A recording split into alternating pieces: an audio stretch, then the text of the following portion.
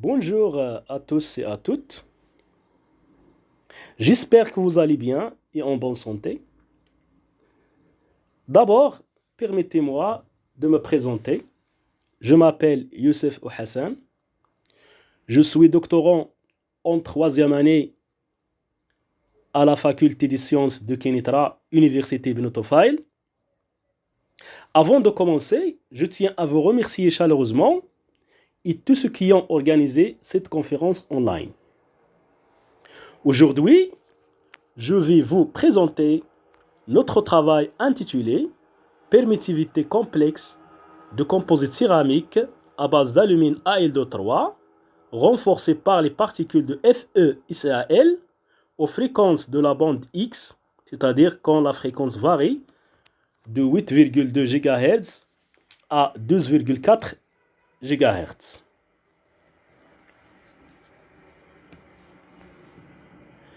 Cette présentation est composée de 4 parties comme montre le plan de travail.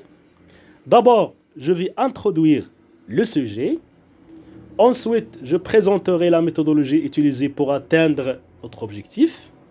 Après, les résultats obtenus seront présentés et discutés. Et enfin, je vais clôturer mon exposé par une conclusion et perspective. Pour introduire le sujet, je parlerai d'abord sur l'importance des composites et surtout les composites céramiques et quelques domaines d'application. Alors, au cours des dernières années, une grande importance a été donnée à l'étude des matériaux composites et surtout les composites céramiques, étant donné que ces composites possèdent des propriétés très diverses et supérieures et intéressantes aux propriétés de chacun des matériaux constitutifs. Les composites à matrice d'alumine sont parmi les composites qui ont attiré l'attention du chercheur en raison de leur utilisation dans de nombreux domaines, en particulier dans les communications mobiles, pour la protection contre les interférences électromagnétiques, dans les équipements électroniques, dans la technologie furtive des avions et pour la conception des matériaux absorbants des ondes émises par les radars, connus en anglais sous le nom RAM.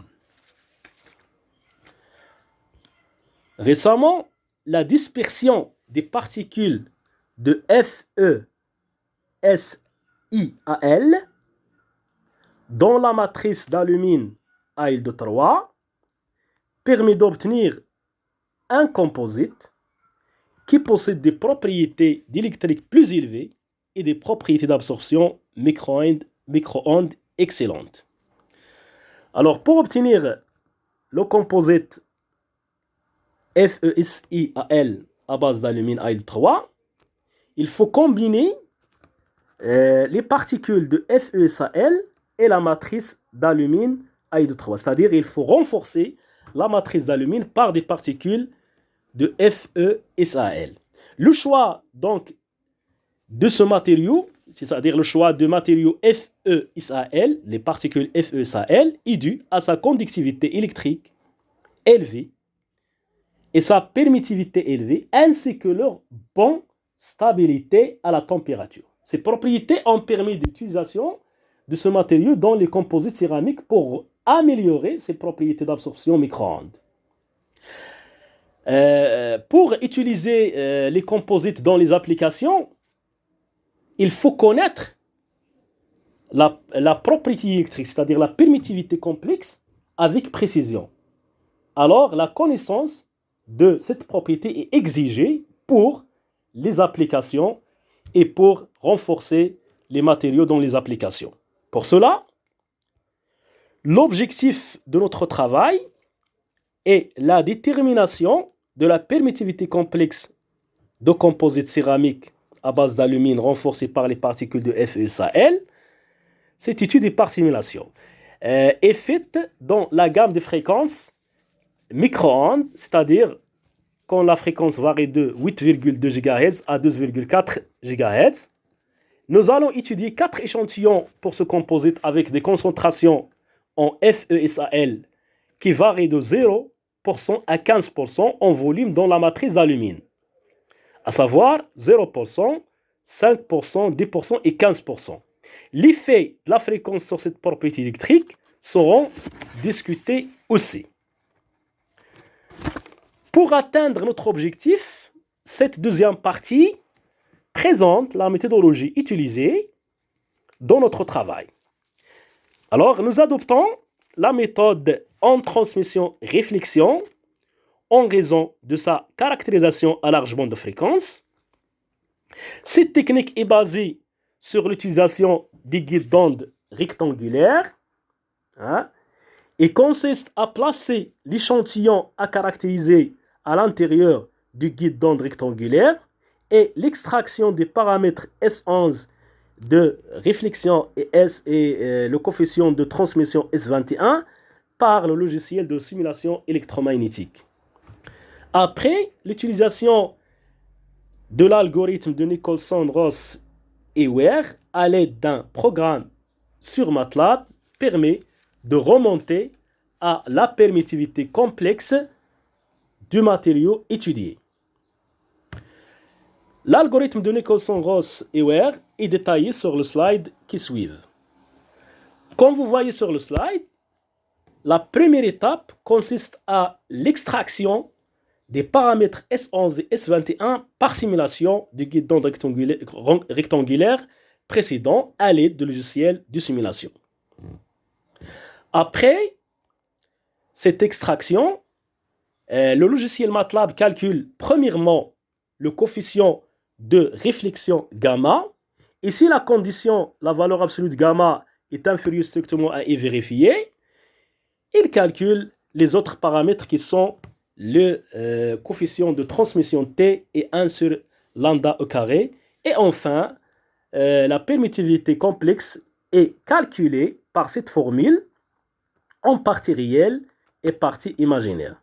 À l'aide de cet algorithme, nous pouvons aussi calculer la perméabilité de ce matériau. À présent, je vais vous communiquer brièvement les résultats obtenus dans ce travail. La figure 2A représente l'évolution fréquentielle de la partie réelle de la permittivité pour les 4 teneurs en FE-SAL de matériaux étudiés sur la bande X.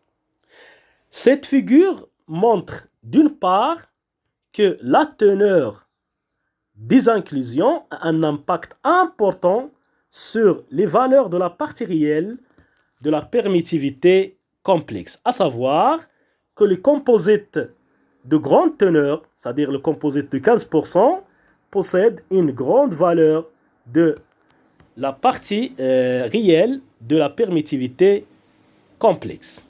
D'autre part, les valeurs de la partie réelle dépendent de la fréquence, à savoir que ces valeurs diminuent avec l'augmentation de la fréquence et sur toute la gamme de fréquences de 8,2 à 12,4 GHz.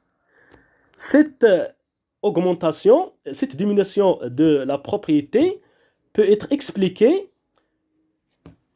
par la théorie du débit. Alors, d'après l'équation de débit, epsilon prime, c'est la partie réelle de la permittivité complexe qui est égale à epsilon l'infini plus epsilon s moins epsilon infini sur 1 plus oméga carré tau carré. Nous voyons bien sûr que cette partie il dépend de la fréquence qui existe dans le dénominateur. Alors il est raisonnable que la valeur de la partie réelle diminue avec l'augmentation de la fréquence. De même, pour la partie imaginaire de la permittivité, d'après la figure de B, ces valeurs de la partie imaginaire dépendent à la fois de la teneur des inclusions et de la fréquence. À savoir que les composites qui ont une grande teneur ont une grande valeur de la partie imaginaire. Et si la fréquence augmente, ces valeurs diminuent progressivement. Nous constatons aussi, d'après ces deux figures, que les composites qui sont plus denses, qui présentent une grande teneur, ont une grande diminution des valeurs suivant la fréquence.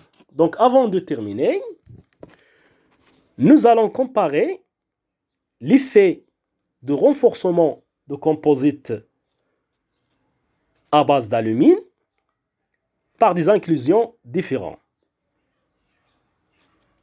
Dans cette étude, nous allons comparer 4 composites de même concentration, 0%, 5%, 10% et 15%. Et pour les inclusions différentes, les inclusions utilisées dans ce travail FeSaL et les inclusions de ZrB2. Le tableau présente les valeurs des parties réelles et imaginaires à la fréquence de 8,2 GHz pour les deux composites à base d'alumine, avec deux inclusions différentes, FeSaL et ZrB2. D'après le tableau, les composites renforcés par les particules FeSaL ont des valeurs des parties réelles et parties imaginaires plus élevées que les composites renforcés par les particules de ZrB2, ce qui indique que le renforcement des composites à matrice d'alumine par les particules FeSaL a un impact important sur la permittivité complexe. Ce renforcement permet d'obtenir des grandes valeurs de la permittivité complexe et améliore efficacement cette propriété d'électrique. Je termine ma présentation par une conclusion et perspective. Alors, les résultats obtenus par la méthode adoptée dans notre travail démontrent d'une part que la teneur des inclusions améliore la permittivité des composites à base d'alumine, à savoir que les composites de grande teneur en FeSaL ont des valeurs des parties réelles et imaginaires de la permittivité complexe plus élevées que les autres. Et d'autre part, la permittivité complexe des composites céramiques dépend de la fréquence. Les valeurs des parties réelles et imaginaires diminuent avec l'augmentation de la fréquence sur toute la gamme de fréquences de la bande X. Et plus que les composites est renforcé, plus que la diminution de la permittivité est significative. Les résultats obtenus dans ce travail affirment que les composites céramiques à base d'alumine sont des bons absorbeurs des micro-ondes et peuvent utiliser dans les applications en tant que matériaux absorbant les ondes électromagnétiques. Pour les perspectives de ce travail, nous pouvons à l'issue de ce travail étudier les propriétés électromagnétiques et les propriétés d'absorption micro-ondes de ce type de matériaux en fonction de la fréquence pour les applications dans l'industrie. Aussi, ce type de matériaux absorbant les ondes émises par les radars sont beaucoup utilisés dans la technologie furtive pour masquer un objet de la détection radar de sorte qu'il puisse permettre à un avion d'être perçu comme un oiseau. Et merci pour votre attention.